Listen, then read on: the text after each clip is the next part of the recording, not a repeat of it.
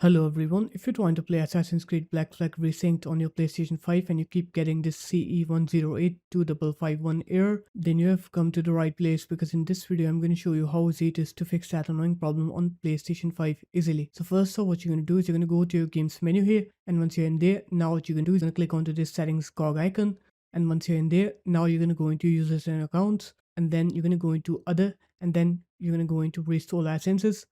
Now here you're going to select Assassin's Creed Black Flag Resynced from this game's list, and then you're going to click restore on there, and then it will start restoring the game's license. It can take a couple of seconds. After it's done restoring the license, now you're going to go back and then you're going to sign out from your PlayStation 5 account, and after that you're going to disable internet by either disconnecting the internet cable or disconnecting the Wi-Fi on your PlayStation 5. Once you have done disconnecting your internet, now you're going to turn off your PlayStation 5, and then you're going to wait a minute or two, and after it's done, you're going to turn back on your PlayStation 5, and then you're going to connect your internet, and after you're done connecting the internet, now you're going to sign in back to your account. Once you're done signing into your account, now you're going to go ahead and try to play Assassin's Creed Black Flag Resynced, and you'll see that your game will now work. You'll not face that problem anymore. So there it is guys, that's how easy it was. If you guys found this video helpful, make sure to leave a like, comment and subscribe to the channel, and I will see you in my next video.